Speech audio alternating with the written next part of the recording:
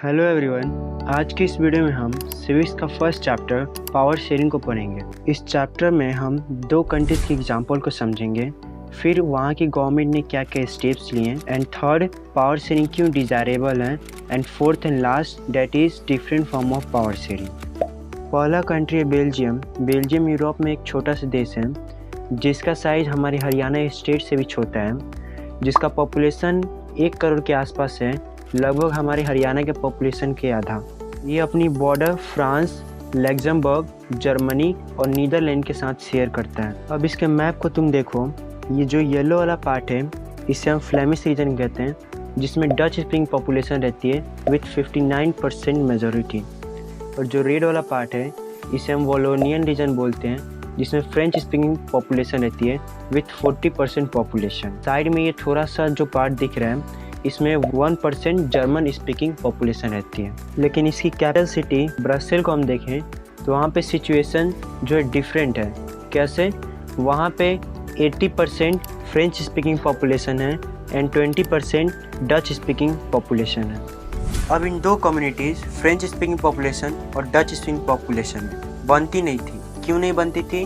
वो इसलिए कि जो माइनॉरिटी फ्रेंच स्पीकिंग पॉपुलेशन है वो रिलेटिवली रिच एंड पावरफुल थी, और जो डच स्पीकिंग पॉपुलेशन थी उन्हें इकोनॉमिक डेवलपमेंट का बेनिफिट्स बहुत ही लेट से मिलता था।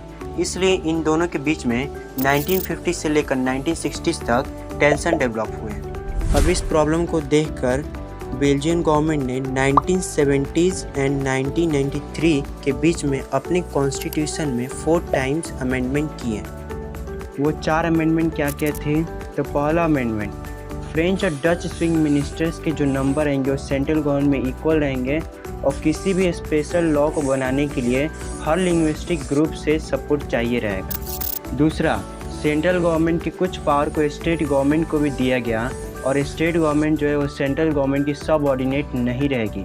सबऑर्डिनेट मतलब उसके अंडर में काम नहीं करेगी। तीसरा, ब्रसेल का जो है अपना एक सेपरेट गवर्नमेंट होगा, जिसमें बोथ कम्युनिटी के जो है इक्वल मेंबर रहेंगे मिनिस्टर्स। और चौथा, सेंट्रल और स्टेट गवर्नमेंट के अलावा भी एक थर्ड काइंड ऑफ गवर्नमेंट का फॉर्मेशन हुआ, that is called community government. और कम्युनिटी गवर्नमेंट को इलेक्ट जो है किसी एक लैंग्वेज कम्युनिटी से बिलोंग करने वाले लोग ही करेंगे। और दूसरे कंट्रीज़ का एग्जाम्पल है दैट इज़ द श्रीलंका। हाँ, ये वही देश है जिसका मैप हमारे इंडिया मैप के साथ फ्री मिल जाता है। श्रीलंका एक आइलैंड नेशन है जो कि हमारे तमिलनाडु से फ्यू किलोमीटर ही दूर है। इसकी पॉपुलेशन 2 करोड़ है, और इसकी पॉपुलेशन में डाइवर्सिटी है। कैसे? यहाँ पे 74% सिन्हाला स्पीकर्स हैं, 18% तमिल स्पीकर्स हैं। इन 18% तमिल स्पीकर्स में भी 2 सब ग्रुप हैं। पहला, Tamil native of the nation that's called Sri Lankan Tamil, जो कि 13% है, और दूसरा, whose forefather come from India as a plantation worker during colonial period, that is 5%। जैसा कि आप मैप से देख पा रहे होंगे, जो भी श्रीलंकन तमिल से या तमिल स्पीकर्स हैं वो कंट्री के नॉर्थ और ईस्ट में कॉन्सेंट्रेटेड है, और 7% क्रिश्चियन ऐसे हैं जो दोनों लैंग्वेज के बोलते हैं, तमिल और सिन्हाला। कुछ मेजोरिटेनिज्म पॉलिसीज़ थी। पहली, 1956 में एक एक्ट पास होता है जो कि सिन्हाला को as a official language recognise करता है, तमिल लैंग्वेज को छोड़ देता है। दूसरा, गवर्नमेंट जो है ऐसी पॉलिसीज़ बनाने लगी जो सिन्हाला स्पीकर्स को ही या सिन्हाला कम्युनिटी को ही फेवर में रखता था, फ़ायदे में रखता था, चाहे वो यूनिवर्सिटीज़ की पोजीशन हो या गवर्नमेंट जॉब लेनी हो। और ऐसी मेजॉरिटिज्म पॉलिसीज़ एक के बाद एक आने की वजह से श्रीलंकन तमिल्स और सिन्हाला कम्युनिटी के बीच में टेंशन डेवलप होता है, एलिनेशन की फीलिंग डेवलप होती है। श्रीलंकन तमिल्स को लगता है कि कोई भी ऐसी बड़ी पॉलिटिकल पार्टी नहीं है जो बुद्धिज़्म के द्वारा लीड की जाए, यानी सिन्हाला स्पीकर्स के द्वारा लीड की जाए, जो श्रीलंकन तमिल्स के बारे में बात करें, लैंग्वेज के बारे में सेंसिटिव हो। इन्हें ऐसा लग रहा था कि कॉन्स्टिट्यूशन और गवर्नमेंट दोनों ही मिलके इनकी राइट्स को ख़त्म कर रही हैं, इनके पॉलिटिकल राइट्स को ख़त्म कर रही हैं, इनके साथ डिस्क्रिमिनेशन हो रहा है इन गेटिंग जॉब्स या any other opportunity. They ignored their interest, और इन सभी पॉलिसीज के कारण एज अ रिजल्ट जो रिलेशन था सिन्हाला और तमिल स्पीकर्स के बीच में वो एक्सटेंड हुआ over the period of time. और इन सभी प्रॉब्लम्स को देखकर श्रीलंकन तमिल जो है अपनी खुद की पॉलिटिकल पार्टीज लॉन्च करते हैं, स्ट्रगल करते हैं ताकि तमिल लैंग्वेज को भी जो है ऑफिशियल लैंग्वेज रिकॉग्निशन मिले। रीजनल ऑटोनॉमी की डिमांड करते हैं, इक्वलिटी की डिमांड करते हैं in opportunity in securing education and job. But बार बार इनके डिमांड को जो है वो डिनाइड किया जाता है गवर्नमेंट के द्वारा, सिनाला स्पीकर्स के द्वारा।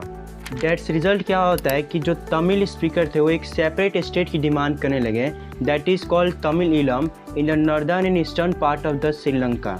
और इसी डिस्ट्रस्ट के वजह से दोनों कम्युनिटी के बीच में एक सिविल वॉर हो जाता है। बहुत सारे लोगों की जान गई दोनों ही कम्युनिटी से और बहुत सारे लोगों को देश छोड़ना भी पड़ा। अब इन दो कंट्रीज़ के एग्जाम्पल को देखने के बाद और वहाँ की गवर्नमेंट ने कैसा रिएक्ट किया, इसे पढ़ने के बाद हम यहाँ से कंक्लूजन निकाल सकते हैं कि एक तरफ बेल्जियम जहाँ पे डाइवर्सिटी और प्रॉब्लम होने के कारण वहाँ की गवर्नमेंट ने पावर को शेयर किया, अपने कॉन्स्टिट्यूशन में 4 टाइम्स चेंजेस किए, जिसकी वजह से वहाँ पे जो है वो प्रॉब्लम सॉर्ट आउट हो गई। लेकिन वहीं दूसरी तरफ श्रीलंका जहाँ पे प्रॉब्लम थी और गवर्नमेंट ने जो है प्रॉब्लम को और बढ़ावा दिया, किसी भी तरह का पावर शेयरिंग नहीं किया, उल्टा में मेजोरिटनिज्म की पॉलिसीज़ को एडॉप्ट कर लिया, जिसकी वजह से हमें यहाँ पे सिविल वॉर देखने को मिल गया। अब इसी से क्वेश्चन निकल कर आता है, why power sharing desirable, power sharing की ज़रूरत क्यों है? तो इसके 2 रीज़न है, पहला प्रूडेंशियल रीजन और दूसरा मोरल रीजन। प्रूडेंशियल रीजन क्या है कि पावर शेयरिंग करने की वजह से कंट्री में कॉन्फ्लिक्ट्स नहीं होता है सोशल ग्रुप्स के बीच में। और मोरल रीजन, पावर शेयरिंग जो स्पिरिट है डेमोक्रेसी का, कहने का मतलब क्या कि अगर डेमोक्रेसी किसी कंट्री में है तो हमें पावर शेयरिंग होनी ही होनी चाहिए।